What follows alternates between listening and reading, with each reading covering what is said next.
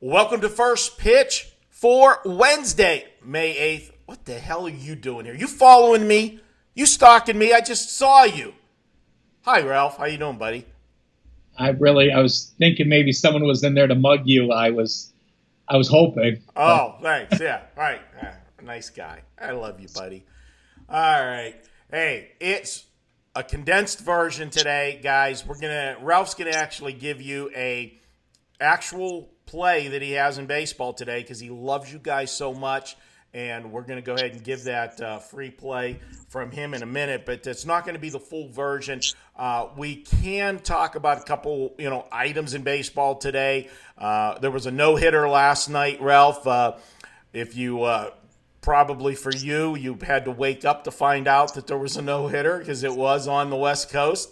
It was the Oakland A's in Fears going last night. Big game for them. As I talked about in that game yesterday when I did First Pitch with Drew Martin, it was a bad scheduling spot for Cincinnati. They played a rare four-game series are not rare by any stretch of the imagination, Ralph. But playing a four-game series that starts on a Friday and runs through a Monday is rare. And two teams were in that position last night. San Francisco had to go to Colorado, and that's why, unfortunately for me, I had Colorado last night. I thought it was a bad spot for San Francisco. They got the win. The other team that was in the same spot, Cincinnati, had to go to Oakland after playing the Monday game. And, they must have left the bats on the plane because they didn't get a hit in that one. So I should have had both. I should have had both plays, and I would have split. But it wasn't that smart. And that was a Cincinnati team that had 14 hits against San Francisco on Monday. Yeah. They put up 12 runs, I think, in that game, 12-4 or something. Let's talk about that game for just 1 second because there's an interesting sidebar to that Cincinnati-Oakland game tonight. You got Sonny Gray making his first return to Oakland since he was traded.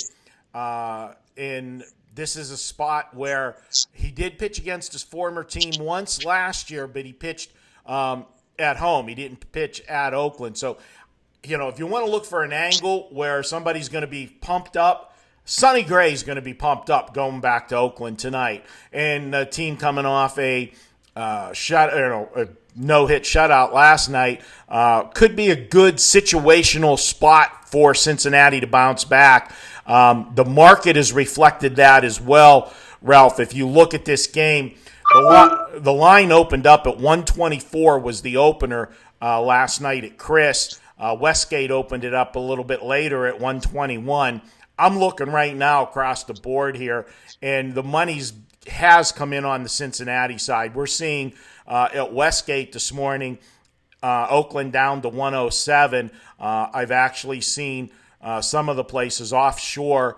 It's at 106 for Oakland, and I've seen at Chris it's gone all the way to Cincinnati at minus 109. So definitely some love coming for the Cincinnati Reds in this one, and I can't say that I don't disagree with that one.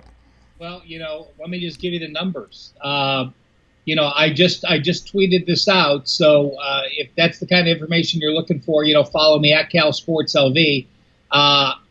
Marco, how many no-hitters in the last 10 years? Give me a guess.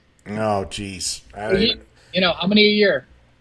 We probably have 3 or 4 a year. So last 10 years we had, let's go 35. Good guess, 39. Yeah, so yesterday's was the 39th since the 2009 season. I will tell you this, going back in those same 10 years, the teams that got no hit like Cincinnati have gone 17-20. They've gone 4-2. They've gone 13-18 the last 31 games. So those teams have not rebounded great, like you said. But again, a no-hitter is a different scenario depending on when it happens in the season and the scenarios. The over-under 17-20.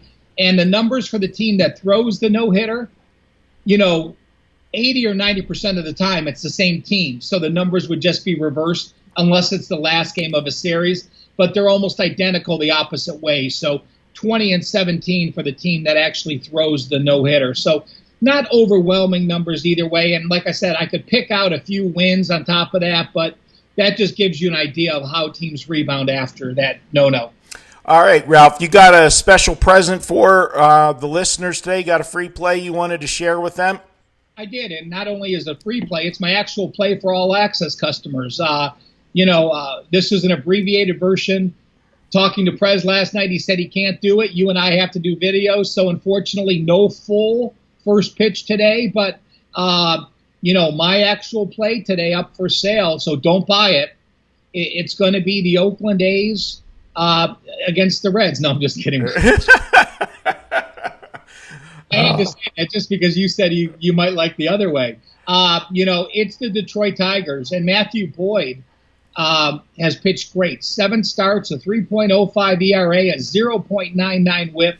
Even better at home, a 2.70 ERA with a 0.95 whip. You look at Tyler Skaggs, and he hasn't pitched poorly. On the road, his numbers are a little more inflated. 3.95 ERA and a 1.39 whip. But for me, it's this.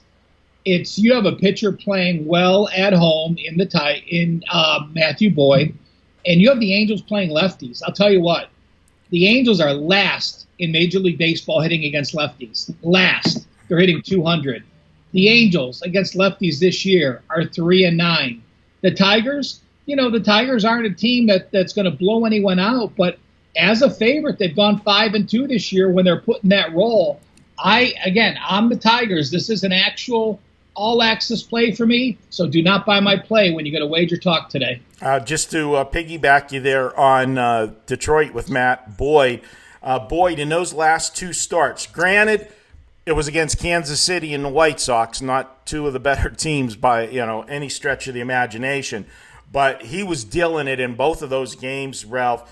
13 innings pitched, he gave up just 4 runs, but what I like, and to me this is the best indicator that a pitcher's got all of his pitches working, is when he's got a high strikeout rate and low walks. You've got command of his pitches, and he's got confidence in all of his pitches, and you're looking at an 18-2 strikeout to walk ratio in his last 2 starts. That's dealing it. I got to say that I can't disagree with you on the Tigers in this one. And go ahead and look at Boyd versus Skaggs as the free play, courtesy of the big guy, Ralph Michaels.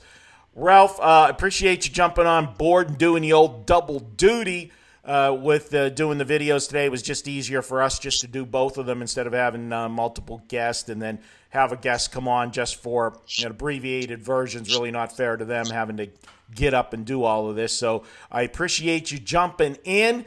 I will see you in a couple hours at the studio. We'll be doing some videos and back to normal schedule tomorrow with the show. So appreciate that. For Ralph Michaels, for myself, Marco D'Angelo, sitting in for the Prez. This guy gets days off left and right, doesn't he? Yeah, well, it's when you're the boss. Yeah, well, one of them. He gets more days off. Understand, the hierarchy. Yes, there's Marco. Yes, there's Johnny. Yes, there's the Prez. But if the hierarchy is sitting in the room, there's still one person at the end of the table. And it's not going to be you or Johnny, although it's close. I understand that. Yeah. All right. I will see you in a little bit, buddy. And good stuff as always. And don't buy his play. He gave it to you. My card's not up yet. We're finalizing it. You can check that out at WagerTalk.com. We'll be back tomorrow. You got something else? Let's make a bet. What's the bet? But let's say this. We already said don't buy the play. Okay. Now let's say this. When you do buy the play and you say, oh, my God, I forgot, just email Missy at WagerTalk. Over under 1. Yeah, it's good.